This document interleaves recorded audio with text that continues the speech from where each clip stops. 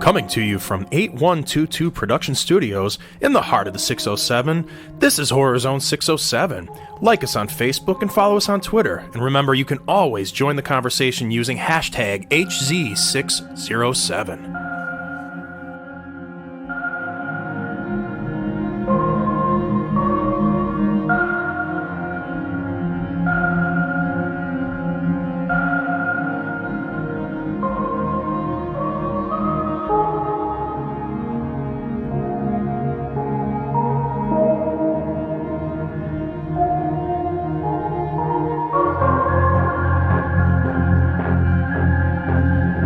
Welcome to Horror Zone 607. And this week, I am coming to you live from my bunker in Boise, Idaho. This is Horror Zone 607, and I am Mike C. And I am just having a blast, traveling all over the world, tunneling from bunker to bunker, seeing the world from below, seeing the world from space, seeing it all. But it's time for business. It's time for another episode of Horror Zone 607. And you know, holding down the fort once again at the 8122 Production Studio, ladies and gentlemen, this one, this is the first time I'm going to be disappointed to call him a friend. This makes me sick to say this, but he still believes The Last of Us Part 2 will never come out. He's rich. Yeah, I do believe that was a conspiracy. I don't believe that it actually came out last Friday. I've seen videos, but I've also seen videos that the Earth is round as well. So True. I don't know. We know that's not true either.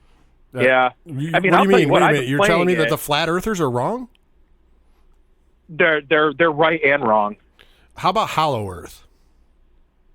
Yeah, same thing. Ah, damn. Same thing. They're both right and wrong. Who would have known YouTube was lying to me all this time? I know. You got to believe everything you see on there. Well, you know, The Last of Us Part 2, I've been playing this all weekend and it's not even real. It's not real. It's not happening. It's not It real. is never going to come out. It is never going to come out. Well, you know, let's be serious for a minute. I did say that I wasn't going to believe it till I saw it, and now that it is out, I'm like, okay, well, now the only dinosaur, if you will, that's left is New Mutants, huh? Yeah, maybe. Yeah. August, I hear. Mutants out, so. I was going to say August, I hear, possibly, but until it gets pushed back for the 25th time, whatever.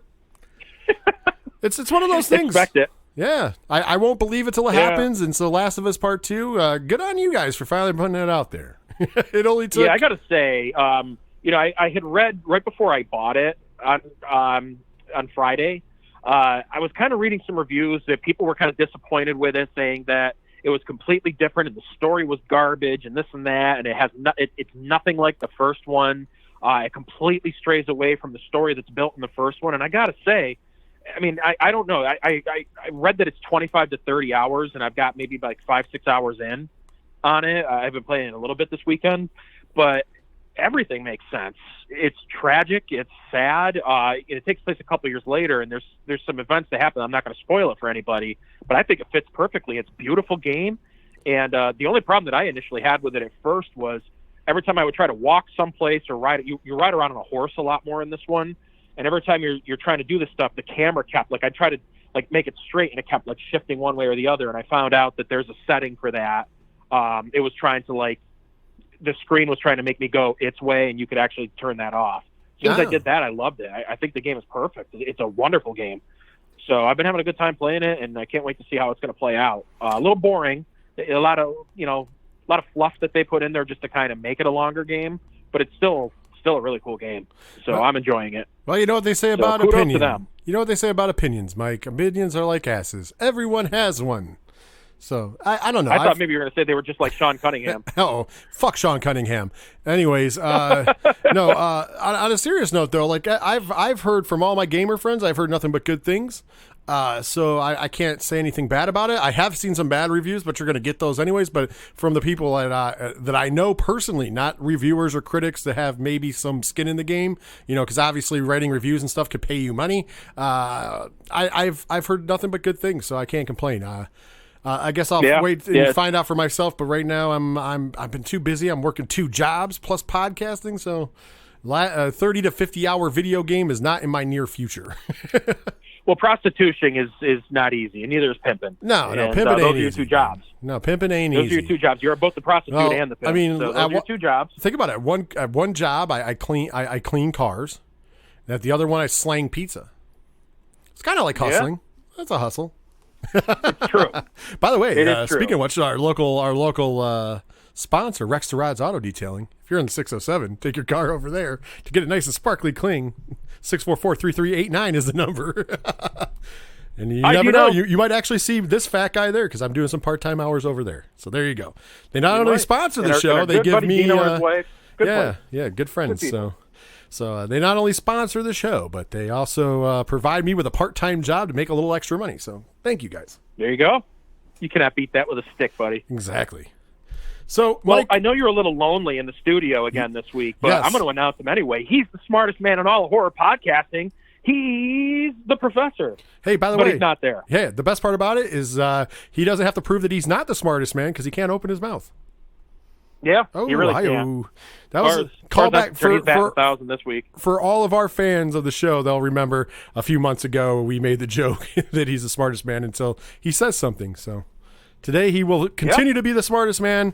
But he's out in the field, literally, because he's a wanderer. Yeah. he's the drifter, so drifting. he's out drifting. It's gotten nice. It's gotten a little hot here in the state of New York, so it's time for him to go and drift around and get into all sorts of whatever drifters get into. A lot of shenanigans. I would assume so. I heard that he's looking for Darby O'Gill and the Little People.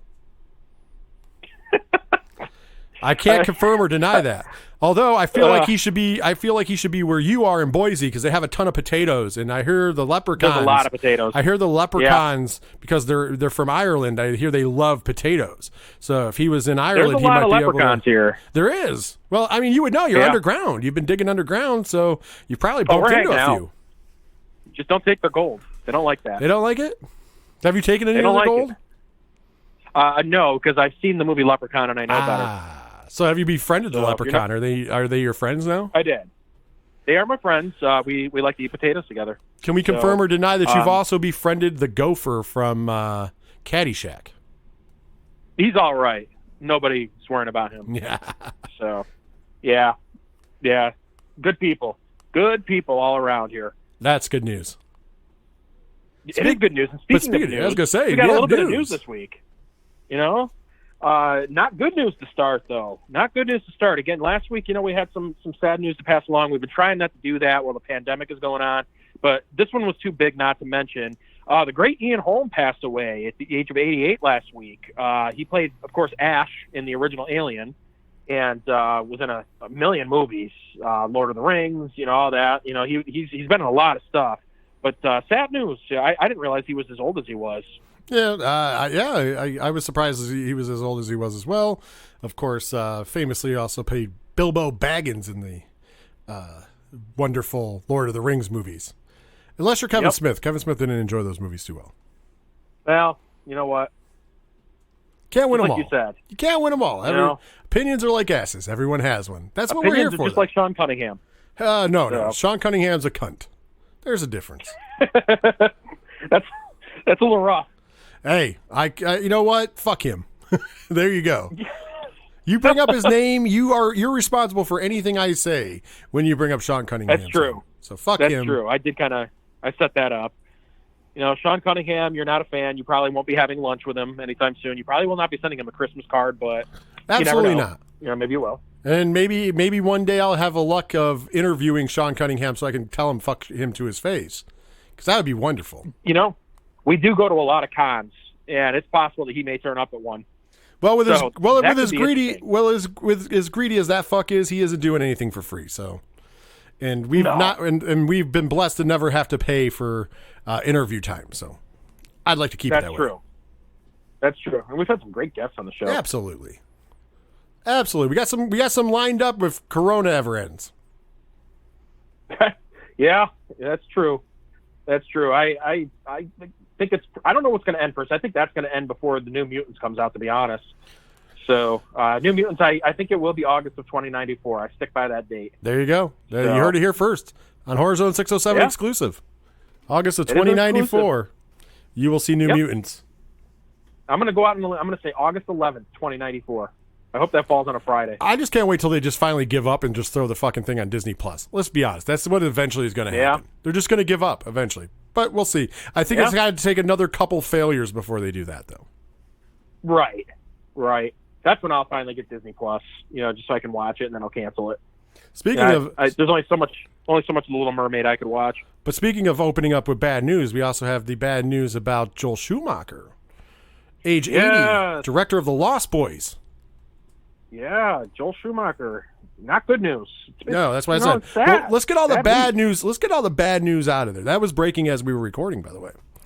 I just wanted to get all the bad news and condolences to both of their families, friends and fans. Obviously, I was a big fan of The Lost Boys, and I've been actually both of them. I'm a fan of both of their movies, whether it's Alien, whether it's the only ones I wasn't a fan of was the Schumacher's Batman movies.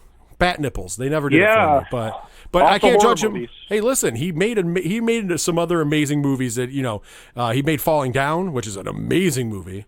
I consider that. Yeah, Time to Kill, which is one of my all-time favorites. Time to Kill is amazing. Of course, that brought us. I think that was one of the first serious roles Matthew McConaughey was in. Like, we didn't get him as the all right guy. The laid back dude. We got him in like a super serious role, and it was really good. Of course, him and Sandra Bullock, and of course Sam Jackson. Oh yeah, that was a great movie. Falling Down was also great. It had Kurt Russell in it. Played a really weird character for him, but it was awesome. Not Kurt Russell, Kirk Douglas. That's who it was. Sorry, Kirk Douglas. It was Kirk Douglas. Because once again, it still was a different look for Kirk Douglas. Even it was a weird. If you've never seen that movie, it's a great movie. Falling Down is, and that's kind of, in my opinion, it's kind of a horror movie as well. I mean, it is about a guy who snaps and walks around and murders people. It's good, and of course, The Lost Boys. What can you say about The Lost Boys is one of the greatest vampire movies in my opinion of all time. Right. Fun movie. Flatliners he did. Yep. Yeah. The original, not the really bad remake. Not the remake. Yeah. But the original, which was Batman really good. and Robin is probably the greatest horror movie of all time that he did. Aye, bat nipples. You can't unsee them. And what about the Batman credit card? Oh yeah. Remember? Don't Leave Home Now. They were pulling the fucking American Express on it. Oh yeah. Oh, that movie. And then you had Arnie as Mr. Freeze. Right. You're frozen. Just chill. They made Bane like a super stupid character. Like seriously, he was like muscle bound and dumb. And in the comic books, Bane is actually like a criminal mastermind. Then you have Poison Ivy, played by Uma Thurman. I mean, I'm not gonna shit on the actors. I thought they did a great job, but the content was not good. I don't know that I would say that Arnold did a great job as Mr. Freeze. I mean, but think about it. You know what you get when you pay Arnie. He was just Arnie. He was the wrong person. He was one. Basically, they should have put a chopper in there so he could get to the chopper. Yeah. You know what my favorite thing about Arnold Schwarzenegger was? I know this is off a sidetrack. One of my favorite things is he was the governor of California, if people don't remember. And while he was governor of California, one of the things that he was championing in California was everybody speaking the English language. Let that sink in for a minute. I'm being serious. Wow. Yeah, it was during his administration where they kicked a bunch of immigrants out of the country, whether they were legal or not. It was pretty bad. It was he was not a very good governor. I just want to throw that out there. I know that he wasn't very well liked. No. But I mean, I always thought it was funny that one of his big stances were speaking English, because I don't know what he's saying. Just saying. Well, all I know is he should probably have stick to acting and doing great movies like Terminator 3. But you got to be honest, T2 was great. T2 was amazing. The original one's by the way, the original one's a horror movie. Yeah, the original one is the original one is a horror movie. Last Action Hero was also really good. I never saw that. Oh, you should. I never saw that one. If you never have, you should check out. True Lies was good, but you should definitely check out Last Action Hero, because Last Action Hero is actually super good. You'd be impressed. Of course, he was in the original Predator as well, and that was really good. Yeah, big Predator fan. Yeah. Yeah, I keep hoping they'll get him back. I think every one of the sequels that they've done, they had plans for him to come back, and he just never came back to it. Yeah. And then I think he's lending his voice to the video game that just came out, if I'm not mistaken. Or no, I don't know. No, he was the Terminator in the Mortal Kombat game. Never mind. But I also want to point this out. Oh, he also did mocap for the WWE game. Remember when he was in that as a Terminator? Ah, yes. Yeah. Also, I would like to point out, if you've never heard them, Austrian Death Machine, the heavy metal band that takes all their inspiration from Arnold and his movies. They have a song called "Get to the Choppa." That's actually pretty interesting. Have you never heard of Austrian Death Machine? No. Dude, do yourself a favor, and all you listeners at home, if you've never heard them, actually you can look up their videos. You can find them on YouTube because the videos are funny because they're all like, it's a guy in an Arnold mask. I shit you not, it's so good, but it's good. The songs are like it's heavy metal, but the songs are like all of them take. It's one of the songs is "It's Not a Tumor." It's not a tumor. Jeez. Get to the Choppa is one. Check them out. Yeah, I Need Your Boots, Your Clothes, and Your Motorcycle is one. So, I mean, I'm just saying, I'm putting them over. Check out Austrian Death Machine. You can find them anywhere. They're actually a really fun band, and their videos on YouTube all have like somebody in an Arnie mask. It's great. Nice. But let's move off of that. Arnold all day yeah, I was long. going to say we could make this whole episode about how bad Arnold Schwarzenegger is and good at the same time. He sure knows how to pick the maids, though, doesn't he? Yeah. And I just want to point out, one of these weeks we have to, we really, we've been doing these reviews. We should review Maggie, which I think was extraordinary. I think that he should have been nominated for an Academy Award for his role in that movie, and I mean that with all seriousness. Yeah, that was a great movie. I have not checked it out. I will be willing to check it out and review it. Why not? All right. Yeah, we'll have to do that at some point. I think you'll really enjoy it. It was a very different role for him. It was very serious, very somber. That is, his daughter becomes a zombie, correct? She gets bit by one, but it's not really a zombie movie. It's more, what would you do if you knew that your child was dying and you only had so much time to spend with them? Like, what would you do? That's the moral of that movie. It is very much a drama. Oh, okay. It's got that zombie backdrop to it, but it's not a horror movie by any means. It's a very, very good movie. Okay. So, I highly recommend it. We'll have to review it at some point. Okay, no problem. Yeah, getting back to the news here, we've got some other things. First, I just want to mention his name one more time, Sean Cunningham. Fuck Sean Cunningham. We love Sean Cunningham here on the show. Fuck Sean Cunningham. Fuck him. Well, the great Larry Zerner, who, as everybody knows, was Shelley and I do love Larry Zerner. I do love Larry Zerner. Well, he had some interesting news this week. As of 2021, Clive Barker can regain the rights to the Hellraiser series, and apparently he's already started the process for his lawsuit to get it back. And long story short, this can cause the series to end up in a similar situation as the Friday the 13th series. And we've got a new film and a series on HBO that are both in the works, and pretty much this can cause both of those to be put on pause. Well, from what I understand is if they can rush them out before he takes them back, there's little he can do to stop it. Right. As far as like the initial coming out, and of course, if you can get them out and they're successful, who's going to really want to stop it? Does that make what I mean? That makes sense. Right. I don't know how I feel about. Listen, I don't know how I feel about people stopping creative things. If you didn't have, if something meant a lot to you, you should have never sold the rights, or you should have never had that as part of your deal. You know what I mean? Because perfect example of which is like John Carpenter. John Carpenter has really never had a problem because even after he sold, the bulk of the rights to Mustafa Akid, he still kept, he was guaranteed his portion. You know what I mean? So like that, if you're going to sell, so you can sell them off, which John Carpenter did with Halloween, but the Akid family got them, he also still always kept a portion. You know what I mean? That was part of the deal. And I think these guys should have done the same if they were concerned about it. But, it's kind of like going into that whole, like what's going on in the UFC right now with fighters who have signed contracts that have agreed to get paid X amount of dollars for a fight, now wanting more money after they've just signed fresh contracts. Like, it doesn't really, to me, that's a greedy thing that doesn't work out so well. Because if you weren't happy, then don't sign the contract. The same thing as if you own a property and you're worried about this happening, don't sell it. You know what I mean? Or retain creative control, or retain, there's ways around doing things. And people would be like, well, young director, young writer, whatever. But you always have to remember, anything can become huge. Like, think about it. Most things that became huge franchises were throwaway in the beginning. Right. But here's the thing. Sean Cunningham and Victor Miller, I get what they're doing with Friday the 13th. For the most part, that's been a very profitable series. And you just had a Halloween movie come out, that is kind of, revamping the slasher genre, the classics. It's kind of bringing them back to prominence and everything. And you had a very profitable series. Can we really say that about the Hellraiser series? I don't know what Clive Barker really wants, other than royalties for people, for every time it's played on anything. Right. I can see getting the rights for that, but to jam other things up that are going to make money, I don't think that's a smart idea. The difference, though, with Friday the 13th also is it's a little bit of a different scenario. It's like going back to the Batman comic books, when you always had when they were fighting over, the families were fighting over the rights to the creatorship of that comic book. Right. And that's kind of where you are in Friday the 13th. Victor Miller just wanted his due because he created the Friday the 13th, the original. Did he create everything that came after? No, but he just wanted the cut of the intellectual property that he was owed.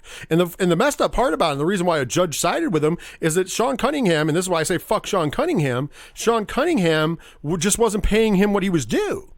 Like, Sean Cunningham just undercut this guy completely, that eventually he had to take legal, because finally he found out, oh, wait a minute, I'm owed way more money than I should have. I should have been paid this all along. And that's what a judge upheld, was the fact that since he was the creator, he should have been being paid a certain portion of the royalties all along. And Sean Cunningham just decided to be a greedy fuck and not pay shit. That's the problem. You know what I mean? So so with the Hellraiser thing is, I don't know the specifics. I just leaves especially after everything with Friday the 13th, it leaves a bad taste in my mouth when somebody's coming back in the fold. If he wants his royalty money, I have no problem with it. If he wants the rights for royalty money, but to jam up any potential future of the franchise or things that are going on, that would just be stupid, in my opinion, because then what is it worth? You just have something that's worth nothing? Because as you just pointed out, let's be honest, after Hellraiser 3, it got real bad.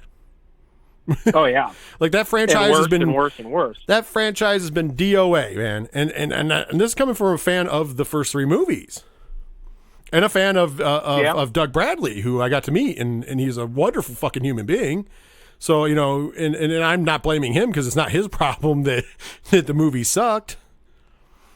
But at the same point in juncture, if you want your royalties, I'm all for it. But if you're going to jam some stuff up, like, that could actually potentially make you money, and at least it appears that people are on board and they're trying to make a difference and possibly bring back the series to make it good, until they fuck up, whatever, that's all we can hope for, right? Right. Just my opinion. Well, that's the opinion of one man. Time will tell. Time will tell, like we always say on the show. We'll see where it goes. But, to me, I wouldn't be as brokenhearted about that, other than the fact that I was a little excited to see where they were going to go with the series and the new movie, which is why I'm sure that he's all of a sudden, sticking his nose in there to try to get his cut of it. Yeah, whatever. If he wants his cut of it, take his cut. So, take your cut and go. Don't jam shit up. Don't be like Sean Cunningham. Right. Well, speaking of Friday the 13th, the great Stephen King shared an idea that he has for a new Friday the 13th story that would take place from Jason's perspective, and it's going to be called I, Jason. Now, this is not something that's like really happening at this point per se, but he just kind of shared an idea, and I know you read this article, and kind of want to get your take on it. Well, he has said that he has had an idea for a while to write a novel from the perspective of Jason, and he just recently came out with it, which is kind of interesting. But he said since the 1980s he's had this idea, and to do a perspective on Jason from the view of Jason, like you said, I, Jason would be what he titled it. Unfortunately, with the limbo of it now, where he's like, he's actually at the point where he's like, wow, man, I could probably write this, and I think that's why he's putting it out there. He's hitting, of course, the same speed bump everybody else is hitting with the Friday the 13th franchise, which there's an even bigger reason. When Stephen King says he wants to write a novel based on your character that you're going to make a killing off of, let's be honest. You're not just going to make a killing because Friday the 13th fans are going to buy it, which is the case because you have all them, but then you have Stephen King fans, and some Stephen King fans aren't necessarily Friday the 13th fans. This is going to cross over. This would be a huge novel. It'd be also something you yeah. could probably easily adapt into a screenplay as well, because we're talking about Stephen King, who's one of the masters of horror. I mean, at this point in juncture, this is what pisses me off about this level of greed that's going on with Friday the 13th, which I hate to harp on two news segments in a row. But here we are again with another man who has a great idea. Where, we heard, not that long ago, you have, Jason Blum with ideas for Friday the 13th. You have LeBron James wanting to produce a Friday the 13th movie. You have, so you have all these people involved in the movie side, and now we're getting the man. And I mean, obviously everybody has their favorite horror authors or whatever, but let's be honest, when it comes to horror writing, who is really above Stephen King? And he says he wants to tell a story from his perspective on one of the biggest icons in horror as a character. And we're going to have to sit around and twiddle our thumbs because of a fucking lawsuit. Right. Like, man, this is where you settle a lawsuit and go, Stephen King, write whatever you want. And as a fan, I'm going to read that, and I just think that's where we're all losing in this case. And that's why I think I'm so upset. And I'm always like, fuck Sean Cunningham. I mean, I know it's a very, brash thing to say and harsh and whatever, but we're looking in a world where we could have a movie, we could have had a series, the video game could have been better than what it was because they had all a bunch of stuff to add into it, and the action figures and collectibles, I should say, those were put on hold, and now we have a book that Stephen King wants to write. Like, come on, man, how much more do we need in this universe to go, hey, let's put the greed aside? Because guess what, if you guys would just split it, like is what Victor Miller's perfectly happy doing, guess what? You guys could be making money because all this stuff could be happening. You guys didn't even have to put your money in. You would just get paid royalties. It would be amazing. Yeah. Well, I'll tell you what would do it. I've got the answer to that. I know exactly what would do it, and it's not Stephen King writing the novel. Nope. It's the legend himself, Nicholas Sparks. That would get it done. Nicholas Sparks would get it done. You know why? The Notebook. That's all I got to say to that. No, I actually after reading that article, man, he was very brief. I mean, you nailed pretty much the notes in the beginning because he just said he wanted to do an introspective one. After reading that article, I'm like, I really want to read this book. I need Stephen King to write this book. Like this is amazing. And the fact that he's had this idea for a long time, that's crazy. Yeah, I agree. You never know. I guess we should. I guess we should wish that he would have had this inspiration for Nightmare on Elm Street, because at least that book would have gotten written. Yeah, exactly. Like at this point, it seems like it would be more up his alley too. Oh, I definitely. I would have loved to see. Like honestly, I would have loved to see an origin story for Freddy written by Stephen King. Yeah. I mean, we had a little surprise. We had the great Toby Hooper take a shot at it, and it was really good for Freddy's Nightmares, if you remember. We had talked about it on the show before. But I would love to see like a full, 300 to 600 page book by Stephen King, because he's pretty lengthy. Just the origin story, that would be amazing, in my opinion. Right. I agree. I'd like to see it, or if nothing else, to take a page out of your book here. If he would just write a treatment for a remake of Freddy's Dead. You just wanted to beat me to the punch. Yeah. That's not okay. often I get a chance. So. That's okay. You can take it. We got it into the show. That's Stephen all that matters. King's Freddy's Dead. But here's the problem with that. That means that I would assume the only way I'm accepting that is if he directs. So there'd be the second movie Stephen King ever directed, and I think he could pull off Freddy's Dead just like he pulled off Maximum Overdrive. Right. Just on a cocaine binge and do it. Just you'll get it done. Get in there, man. Go back to the 1980s. Absolutely. Make it happen. Absolutely. Right here. You heard it here, folks. You heard it here first, folks. We're full of ideas. This stuff's going to happen. This stuff is going to happen. Nicholas Sparks is Friday the 13th. Stephen King's Freddy's Dead. These things are going to happen. You wait. I'm calling it right now. Shudder, already working on season 3 of Creepshow. Season 2 hasn't even come out yet, but season 3 already in the works. Why wouldn't it be? It was a big hit for him.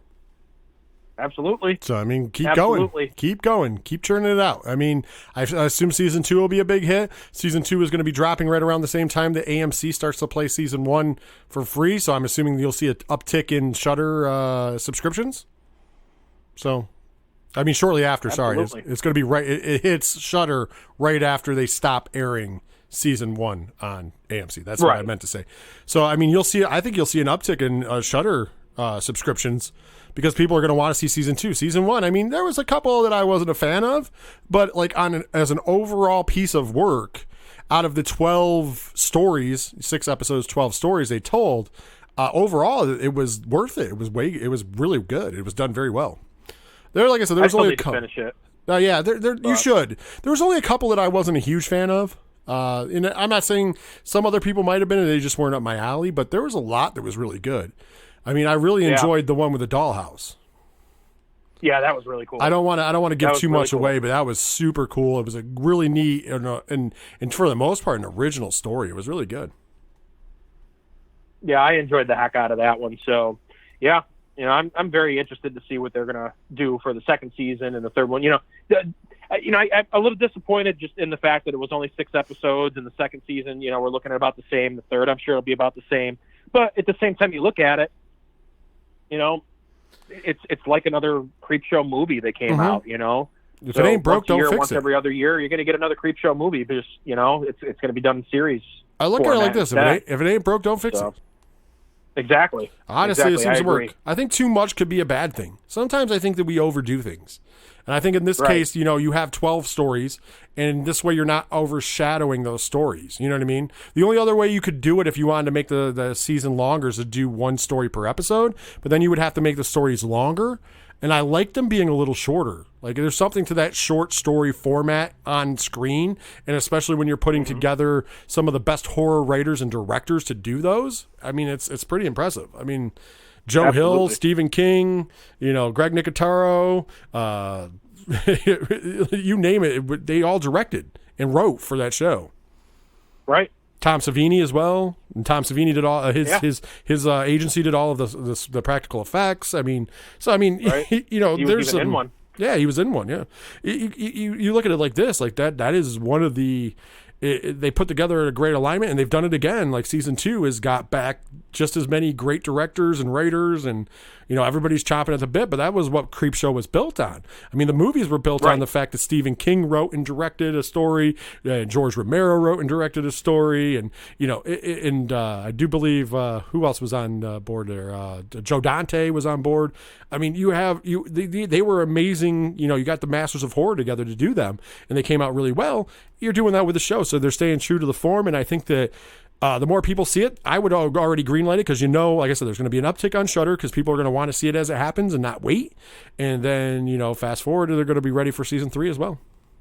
Not to mention, we both enjoy Shudder. Shudder has a lot of great content on it, so it's worth it for other content as well.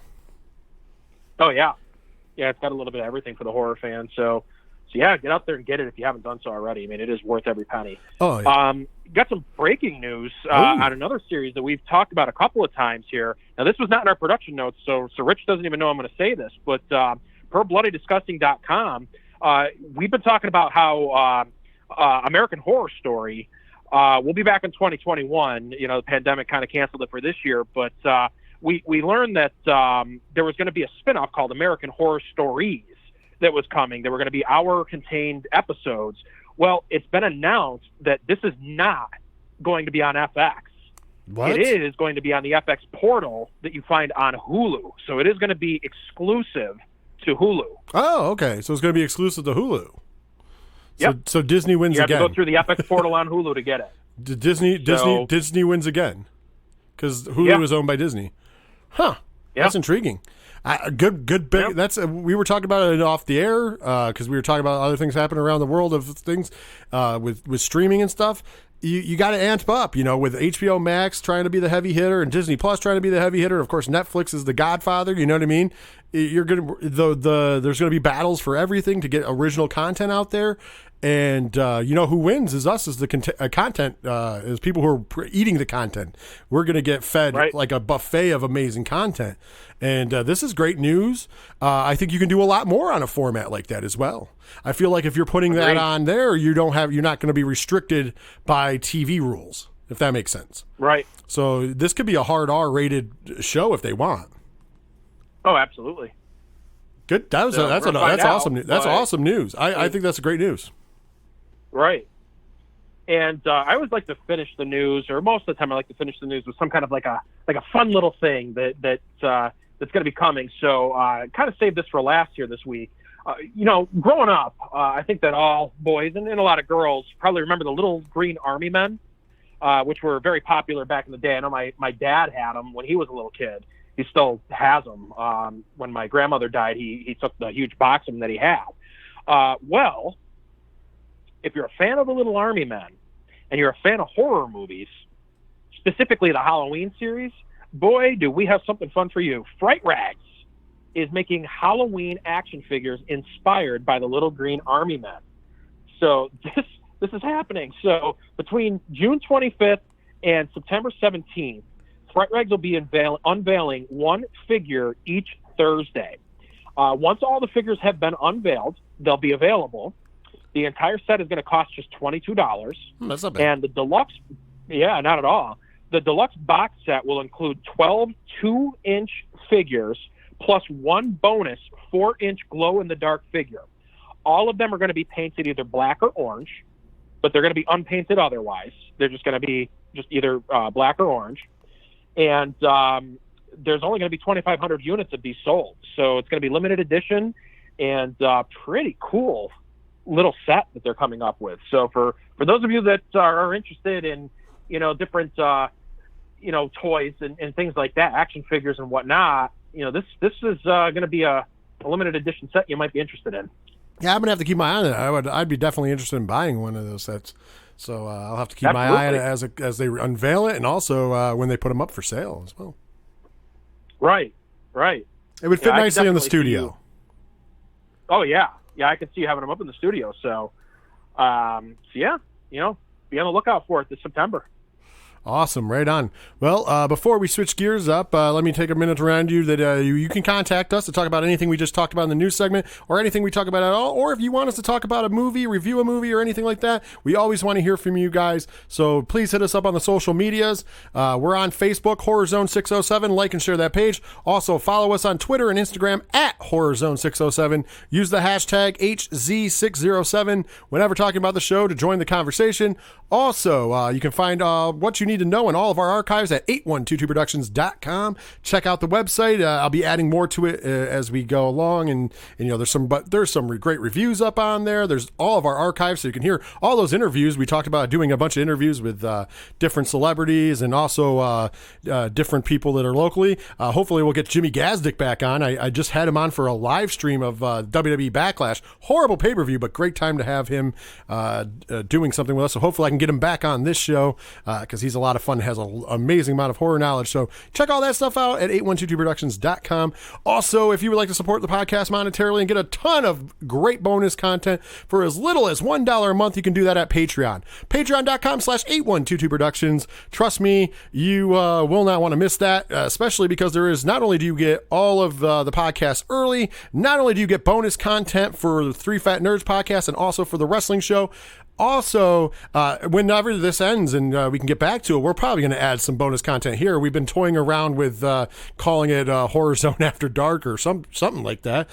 Give you some bonus content pre or post show, because we like to talk anyways pre-show, and we always talk about interesting things that usually don't have to do with horror, but it's still a lot of fun. So we'll probably be doing that sooner than later. And last but certainly not least, you get the 2 exclusive Patreon shows. I Love Movies with Ron, and trust me, there's some great stuff there. I agreed to do it because eventually, speaking of horror, we will be doing Maximum Overdrive because that's the only way I would agree to do the show with him. And last but certainly not least, the hottest show behind a paywall, and it has to be there because we get booted off of every platform known to man. That's right, Love is Scary with Dr. Derek.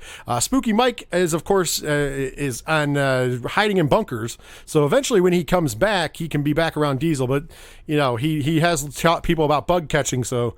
We can't have, Spooky Mike around. So right now it's only with Dr. Derek. Trust me, it's a gold mine, but it cannot come out anywhere but Patreon because we would get canceled. And like I said, we give you all that content for as little as $1 a month. So you get all of that. So check it out, patreon.com/8122productions. With that though, Mike, we are going to take a break. When we come back, we are going to go into the Horror Zone 607 review segment, and I do believe we are doing session 9 this week for our Horror Zone 607 review. So we'll be right back.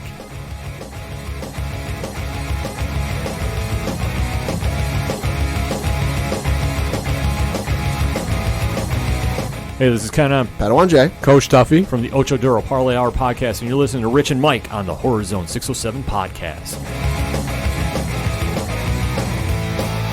Wait from everyone to shadows laying in the sun. Together we lay our heads, the fire blows a time.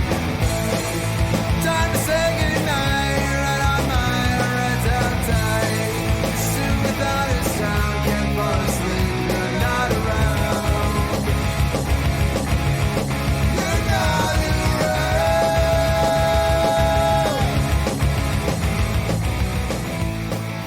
Wait from everyone to shadows laying. Welcome back to the Zone, and now it is time for the Horror Zone 607 review segment. Of course, we told you before the break that's going to be Session 9. Of course, Session 9 was released on August 10th, 2001 by Universal Pictures. The production companies were USA Films, Scout Productions, and October Films, so it's one of those big conglomerate horror movies. It's a 100-minute runtime. I do not have a budget for this movie, but the box office was $1.6 million. The movie was written by Brad Anderson and Stephen Geveden, and it was directed by Brad Anderson, and it starred David Caruso, Peter Mullen, Stephen Geveden, Paul Guffel, Josh Lucas, Brandon Sexton III. I love how it's the third. And music was by Climax Golden Twins, edited by Brad Anderson. So they had the same editor as director. Sometimes there's a different editor. So let me just jump right into the synopsis, if you will, of Session 9. It's a pretty long movie, so let me well, not long movie, 100 minutes. That's a normal horror movie, but there's a lot going on. So Gordon Fleming is the owner of an asbestos abatement company in Massachusetts, makes a bid to remove asbestos from an abandoned psychiatric hospital. Desperate for money, he promises to complete the job in 1 week. His crew includes Mike, a law school dropout who is knowledgeable about the asylum's history, Phil, who is dealing with his grief over a recent breakup, Hank, a gambling addict, and Jeff, Gordon's nephew with a pathological fear of the dark. By the way, I love how everybody who is on his crew has a different character flaw that plays into the story. And of course, the one has to be the guy who knows about the asylum, the trope is there. While surveying the job site, Gordon hears a disembodied voice that greets him by name but ignores it. As the men begin their job, Mike discovers a box containing 9 audio tape sessions with Mary Hobbs, a patient who suffered from dissociative identity disorder. Mike begins listening to the tapes in the ensuing days, which contain sessions in which Mary's psychologist attempts to unveil details surrounding a crime she committed at her home 2 decades prior. In the sessions, Mary exhibits numerous personalities who have unique voices and demeanors.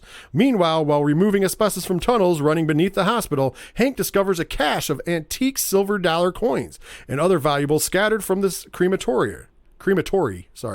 Late that night, Hank covertly returns to the hospital to retrieve the items and discovers a lobotomy pick among them. Hank becomes frightened by a series of noises and witnesses a shadowy figure in the tunnel. As he flees, he is confronted by an unknown assailant.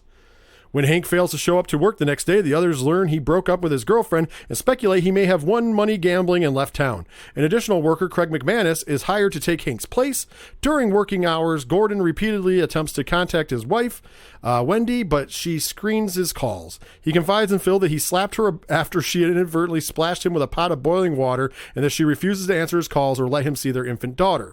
In a stairwell in the hospital, Jeff witnesses Hank staring out a window wearing sunglasses, talking to himself. When Jeff retrieves the others, Hank has vanished. The men split up to search for Hank, while Mike instead is compelled to continue listening to the tapes. Jeff and Phil separately descend into the tunnels to search for Hank. Phil finds him half nude, still wearing sunglasses, and muttering to himself. Shortly after, the generator runs out of fuel, leaving Jeff trapped in absolute darkness. Mike restores the electricity and continues listening to the 9th session tape, which reveals that one of Mary's malignant personalities, Simon, was responsible for her stabbing her little brother and parents to death. Meanwhile, Phil finds Gordon in Mary's former hospital room staring at photos from his daughter's baptism, which he has pasted on the wall. Jeff subsequently emerges from the tunnels, resurfacing in an outbuilding, and is attacked by an unseen assailant at the company van. I'm going to skip over a bunch of the other parts of it because let's just get to the meat and potatoes of it. Basically, now everybody is realizing that crazy shit is popping off, and the spirit, if you will, is going one after another. Distraught Gordon, then finally we had the distraught Gordon confusedly attempts to call his home to apologize to Wendy as he stares at the bloody scene and a script from the 9th session tape plays. During it, Mary's doctor asks her, "And where do you live, Simon?" To which Simon responds, "I live in the weak and the wounded, Doc." That was the twist of the movie. It really was. So well, I'll let you start, because this was a movie you definitely brought up. What did you? What is your take on this movie? Your review, the overall about Session 9? So several years back, right here in Binghamton, there's a museum in an old, I don't know if you'd really call it a mansion, but a place that's now called the Bundy Museum. It has an annex building out back, and they used to show what they used to do on Thursday nights, what they called cult horror movie night. And they would show a lot of like sci-fi movies and horror movies from yesteryear. And it got to the point where they were serving beer. They had one of the local breweries there giving away free beer, and a lot of kids started showing up getting free beer and stuff when they shouldn't have been. It kind of ruined it. So the professor, also our good friend Luke, and Luke's ex-wife, decided to ask me, hey, on Thursday nights, why don't we do our own? Why don't we have our own cult movie nights? And one week they chose this, and I had never heard of this movie. And I just think that it was, I was kind of hoping that night to watch like a slasher movie or something like that. And one of them picked this, and I really didn't like it at all. I didn't understand it. I didn't get it. I didn't I didn't know why everybody else liked it. And the professor was actually going to write something for this, and he just got busy this week and never got it to us. But this is one of his favorite movies. And, I ended up watching it again a couple of years later, and I was like, wow, I can't believe I didn't like this movie. It must have been the mood I was in. And I've seen it maybe 2 or 3 times since then, and I love this movie more and more every time I watch it. We've kind of talked about haunted house movies and ghost movies and things like that in the past, and I don't know if you really classify, I guess you would classify this as a haunted, like a haunted asylum movie, haunted house movie type thing, maybe a little bit of possession. It takes place in what was a real former mental hospital. It was called Danvers State Mental Hospital in Danvers, Massachusetts, and it was really filmed there. A few years later, they actually did tear down most of it. There was one section of the building, which happens to be the main door that you see the characters kind of walking through. They kept the shell of it, but tore out everything on the inside. But they actually filmed this movie in the place. There was no sets. There was no sound stage. They didn't even have to dress any of the sets. Everything that was there that you see in the movie was really there. This was stuff that they just ended up writing into the movie because it was left behind.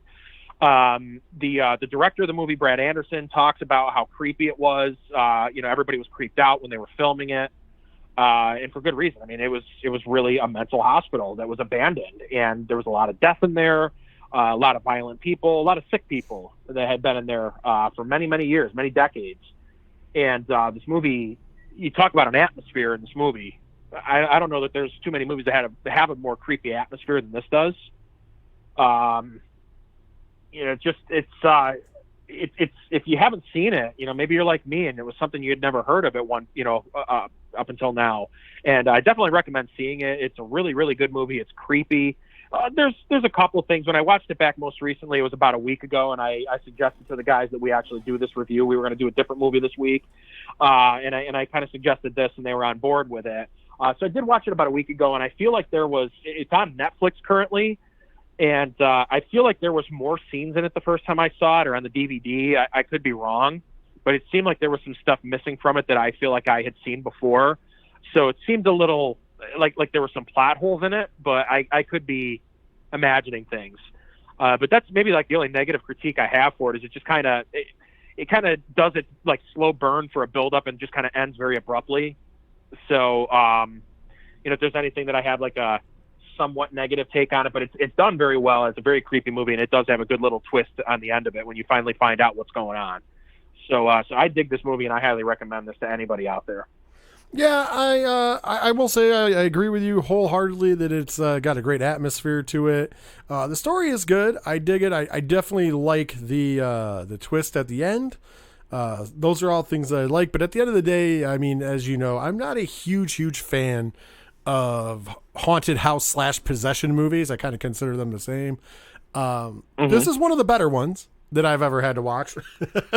But I still, it just, I don't know. It didn't do it.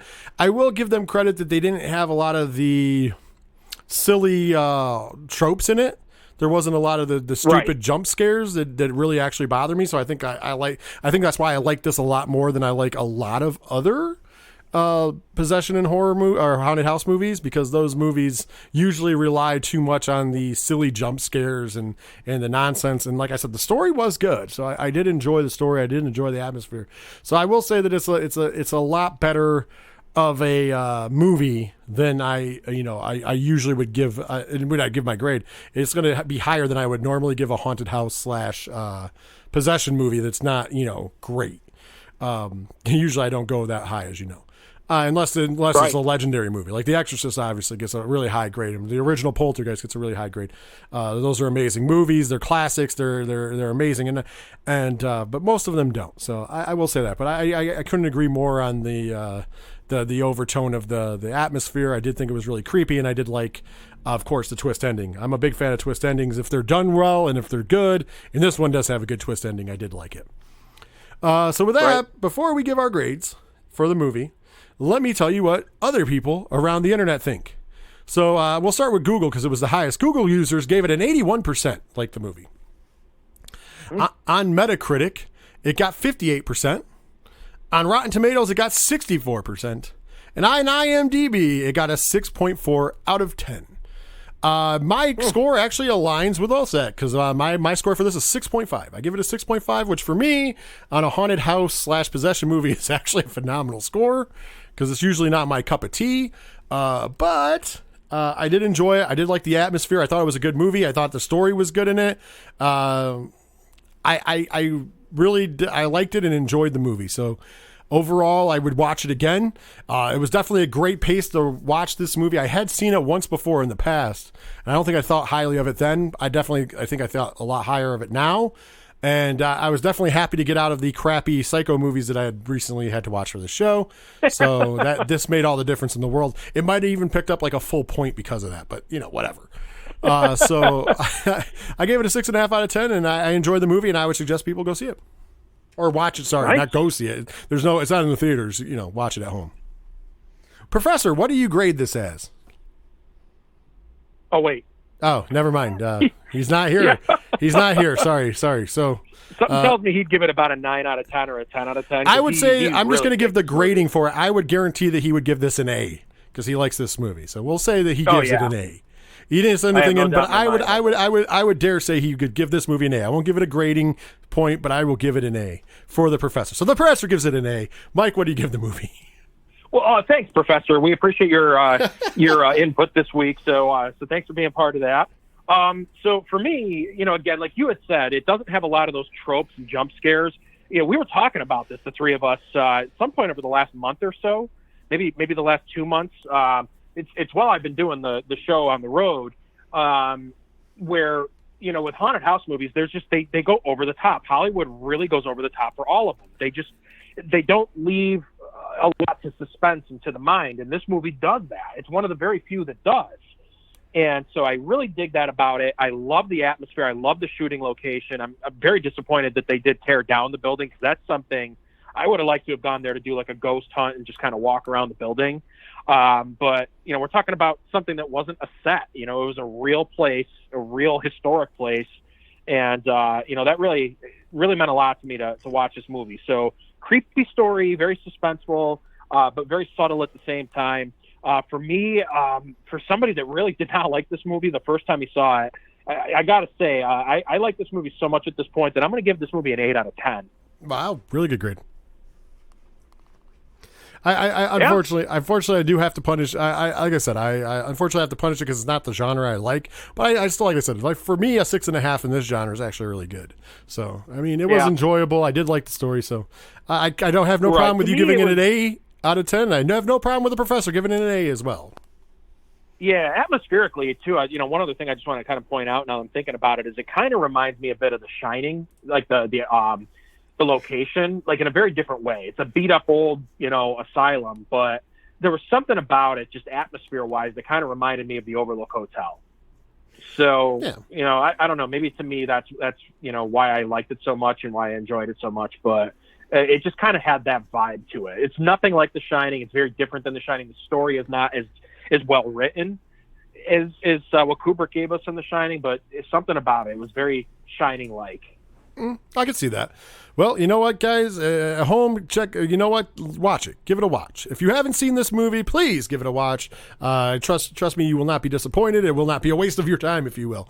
But if you have already seen this movie, hey, we want to hear from you. Let us know. Do you think that for all of us, we gave it a good grade? It's a above average movie. I mean, I did give it the lowest out of everybody, but it's still above average movie. Did you think it was above average? Did you think it was worse? Did you think it was worse than that? Did you think it was better than that? Is this the greatest movie you ever seen? We always want to hear from you.